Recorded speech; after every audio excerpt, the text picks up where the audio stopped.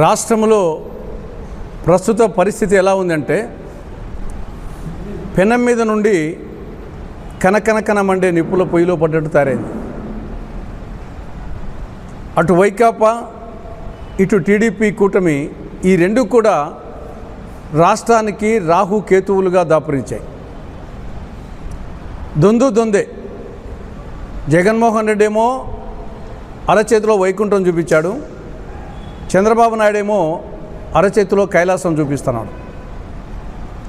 వైకాపా ప్రభుత్వం గత 5 ఏళ్లలో ఈ రాష్ట్రాన్ని అప్పుల, అరాచక, ఆటవిక, అనాగరిక, మద్య, జూద, డ్రగ్, గంజాయి, బూతుల ఆంధ్రప్రదేశ్గా తయారు చేసి వెళ్ళిపోయింది.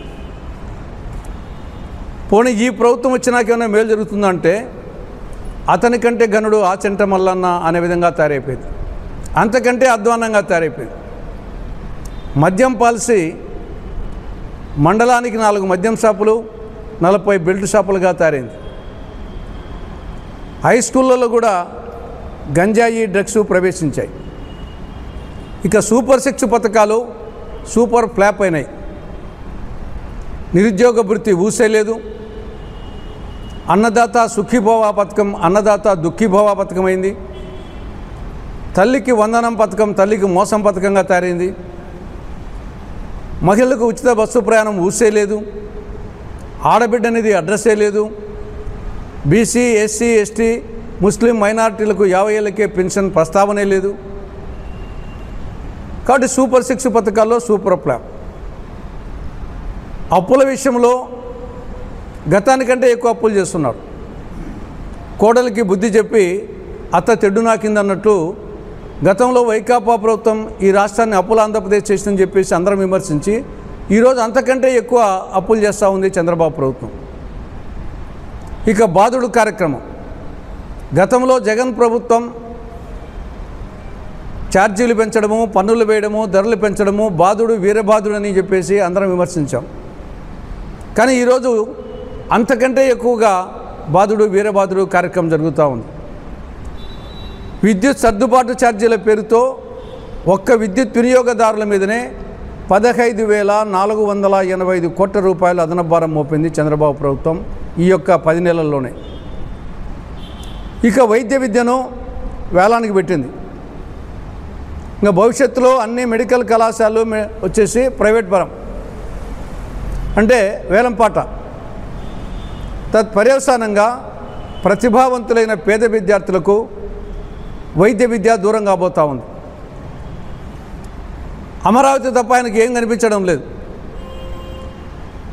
ఇదే తెలంగాణ ప్రభుత్వం, తెలంగాణ సెక్రటేరియట్ మనం టీవీలో కూడా చూస్తుంటాం, నిజంగా చూస్తుంటాం. బ్రహ్మాండంగా ఉంటుంది తెలంగాణ సెక్రటేరియట్. 2023లో ఓపెన్ అయింది. దాని ఖర్చు 616 కోట్ల రూపాయలు. కానీ ఆంధ్రప్రదేశ్లో తాత్కాలిక సచివాలయానికి 2015లోనే 1151 కోట్లు. తెలంగాణది పర్మనెంట్ సచివాలయానికి 2023లో 616 కోట్లు అయితే ఆంధ్రప్రదేశ్లో తాత్కాలిక సచివాలయానికి 2015లో 1151 కోట్లు. ఇప్పుడు మళ్ళా పర్మనెంట్ బిల్డింగ్కు 4639 కోట్లు అంట. అంటే ఎవడబ్బని సొమ్మిది అప్పు తెచ్చి